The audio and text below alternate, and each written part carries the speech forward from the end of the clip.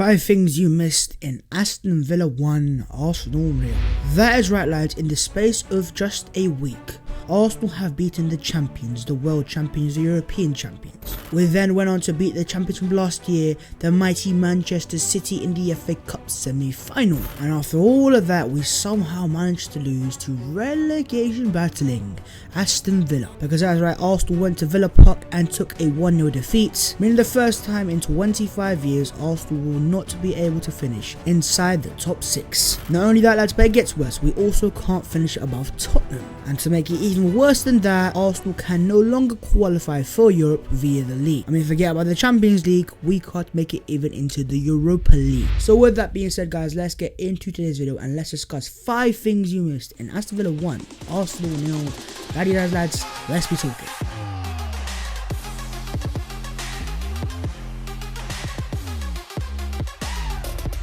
Yes lads, your boy is back from Amsterdam, and let's just say, look at my eyes and you know exactly what I've been through. No, I didn't do that. All that either, but let me just tell you right now, going on a night out in Amsterdam after seeing a team win a FA Cup semi-final, the next night my eyes were so swollen it looked like I'd come out with a fight with prime Mike Tyson. It wasn't good lads. Yo, what is on guys, my name is Blast Team, welcome back to my channel. In today's video lads, we are back again to discuss the Arsenal mighty business today, as Arsenal lost 1-0 to relegation battling Aston Villa. Just deep for a second how mad this week's been. We beat Liverpool, the champions, the European champions, the mighty Liverpool. We then beat Mikel Arteta's last team, Man City, the mighty Man City, the ex-champions, the Centurions. So surely we were going to beat relegation battling Aston Villa. But then again lads, this is Arsenal Football Club, and let's just say life comes to you fast, especially when you're an Arsenal fan. Added to the fact that Amsterdam, I need to go to bed. But with that being said guys, before we get into the video itself, make sure to go down there, smash a like on it, and also do subscribe to the channel if you're new as well. As always, let me know your thoughts in the comments below on the game itself, on the result, on where it leaves Arsenal, and anything else. Let me know your thoughts in the comments below. Make sure to follow all my social media, my Instagram, my Twitter, and subscribe to my group channel, The Offsiders.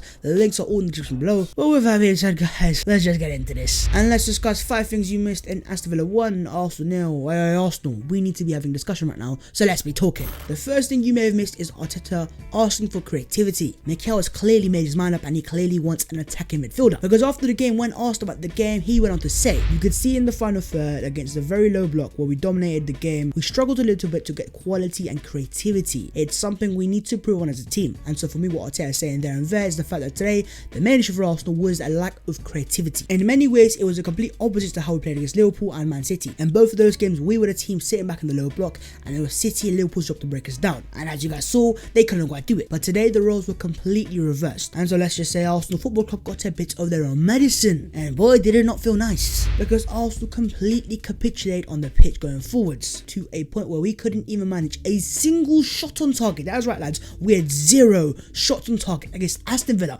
Relegation battling Aston Villa. I just don't know how Arsenal do this. But then again lads, the lack of creativity is not something we just noticed today. This is something that's been running for him since the restart of the Premier League. Because since that restart stats show, we are actually 14th in the league for expected goals. Now I know a lot of fans are going, bro, what is expected goals? But for me, it is a very important stat to almost determine how good a chance we're making and how we're scoring goals. And so being 14th in the entirety of the Premier League, let's just say the Arsenal right now really struggle when it comes to creating good opportunities. And I'm gonna go as far as saying, you can maybe argue now, we maybe need an attacking midfielder more than a centre back, because since Arteta's come in, yes, we've had a couple defensive moments, but for me that is not down to the system itself, but more the individuals that we employ. So do Arsenal really need to go out there and spend the £75 million and £80 million on a centre back, when maybe you can get a couple £30 million centre backs who are just decent, and Arteta can then develop them into better players, and then refocus that money onto a attacking midfield? Because make no mistake, right now our issue is not defending, it's actually attacking. Because give this team a couple creative players, and let's just say we can finally look to blossom once again with the front three of Nicolas Pepe,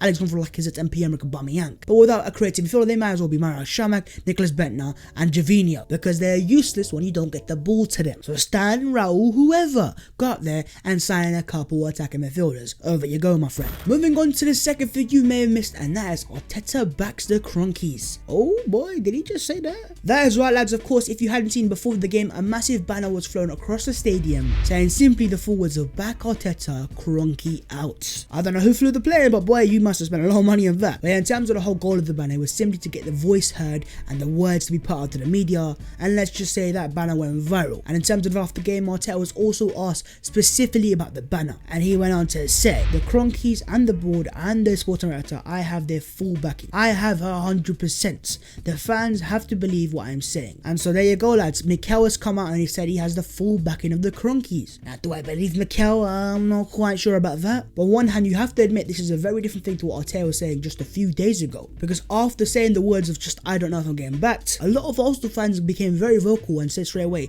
if the Kroenkes not back Arteta, there are going to be the issues. And so part of me deep down, I want to believe Kroenke saw the video, he saw the fans using their stuff, and he called Mikel and he's like, yo, Mikel will get whatever you want. But at the same time, I doubt that really happened. And so if that is the case, is this Mikel Arteta becoming a bit of a yes man? But regardless of whatever the case is and conspiracy theories, let's get it straight. Arsenal need to back Arteta this summer. He has shown enough potential in what he can do and what he can offer as a coach and his management and his development of players. And in terms of the system itself, I have no doubting of it. But what makes me have doubt is the individuals that we have, the players that constantly make mistakes that are simply not good enough. And just look at where we are right now. We're 10th place in the Premier League, bro. Listen to the first few words of the banner and back Arteta, and those Kroenke out words becomes Kroenke in, because we're Arsenal fans. We flip-flop just like that. So Kroenke, over to you. Okay. Moving on to the third thing you may have missed, and that is Lucas Torreira exposed. And when I say exposed, I mean exposed. Because of course, in terms of this game, Arsenal chose to leave out Granit Xhaka and instead start man like Lucas Torreira. And if you're a person who's been watching my video for a long time, you know I'm a massive fan of Lucas Torreira. But let's just say today, he was massively exposed as what he is sometimes, and that is very average on the ball. Because not only did Torreira have a very poor first half, where he was so stationary in the ball, so poor with his movement off the ball, ultimately come off time, the guy was hooked off the pitch and taken out of the game. And for me personally, I was not surprised one bit, because I said it on my live stream, I say it again there, he was just so stationary in the ball, he was so slow to move it on,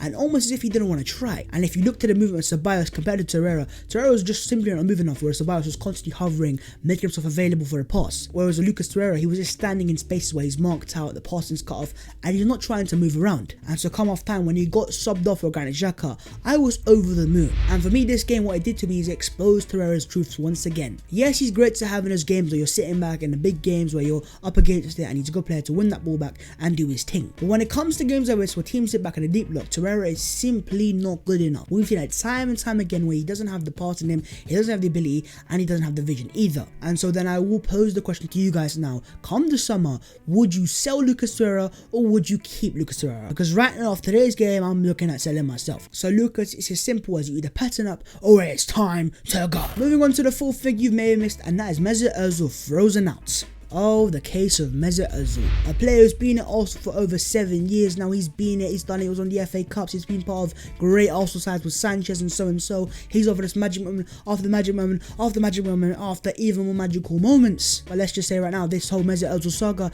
is getting very boring as well, because it is very clear what we're doing here. What Arsenal Football Club are doing is they're trying to freeze Mesut Ozil out of the club, and there was even reports after the game with journalists saying this is exactly the case. And now, while I agree on the part that we need to get rid of Mesut Ozil, I'm also a man of class. And I'm not saying let's not sell Mesut Ozil. What I'm saying is though, let's show a player who has done so much for the club, won trophies and all that stuff, just a bit more respect. Because by freezing him out, do you really think he's going to leave? I mean, the guy's got a year left of his contract, he's got 350 grand a week just chilling there per week, just there for him, waiting for him. I almost feel in this specific circumstance, you have to almost love him out of the club and go, Mesut, listen, we love you so much, but it's time for you to go. Not as aggressive as, it's time to go, it's time to go, it's time to go, but maybe offer a bit more appreciation so he can go, do you know what, lads, I appreciate that, I'm gonna go kindly, I'm gonna walk out, I'm gonna moonwalk out or something. Because right now we're just not gonna get to anything good here, because make no mistake, Mesut Ozil won't want to leave for the sake of it. And so Arsenal will have a player who's earning 350 grand a week just sitting there doing nothing. And I'll tell you what, in today's game we could have probably used him as well, because say what you want about Mesut Ozil, but no matter how bad he is still a very elite chance creator. I mean, I think stats show in terms of minutes played, he's actually the third best in the league this season alone. And so for me, if you're gonna have Mesut Ozil club, you might as well use Mesut Ozil, because this is a player who's playing week in, week out for Arteta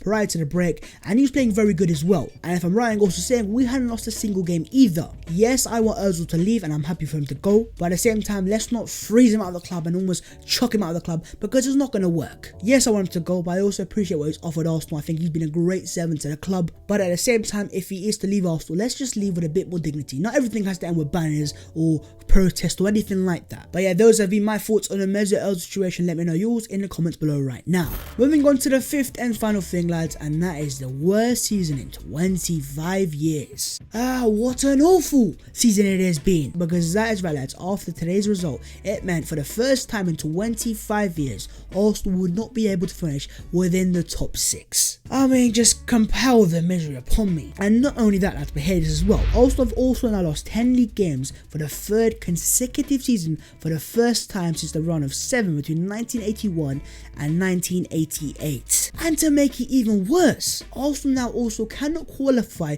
for the Europa League via the Premier League. So we've gone from fighting for Champions League football, bro, to a part where we can't even get into the Europa League. I mean, at this point, what do I actually say? In terms of Europa League football, the only way we can actually make it into that is winning the FA Cup final against Chelsea. And so that does pose the question, do I want to be in the Europa League? And you know what, low-key, yeah, I do want to be in the competition. Because yes, at the start, it's very boring when those group stage games where no one wants to watch them, it's very, very dead. But at the same time, the Europa League also has a few positives. The positives of letting youngsters play, giving them playing time, and helping Arsenal bring players through. While that Europa League, would we have seen as much as Martinelli? Would we have seen as much as Bukayo Saka? And also, it is a European Cup, and it's a trophy that once it gets to the quarterfinals, the semi-finals, the finals itself, it's a very interesting tournament. And so yeah, in terms of me personally, yes, I would like to be in the Europa League. Look what you're doing to me, Arsenal. You've got me begging to be in the Europa League, bro. What's going on with me? You're 10th in the league, bro. We're behind Burnley. But at the same time, lads, I think it's time to also ask for a bit of patience. I don't like comparing situations, but at the same time, lads, I have to look at what Jurgen Klopp had when he came into Liverpool. Having come in midway through the season in his first year, the guy finished 8th as well. But in 2020, look at what the Liverpool team's become when the team's been backed,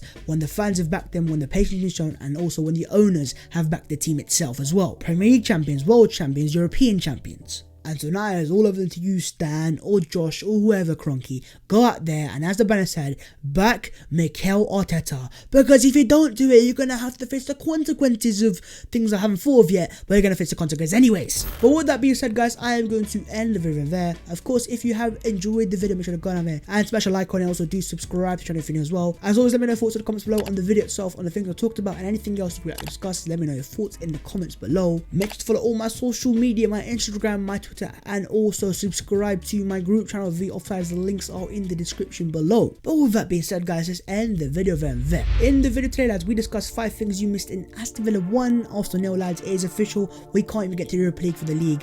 We're 10th for the league. We're behind Burnley. It's bad. And my eyes, I need sleep. I'll see you next time in a bit.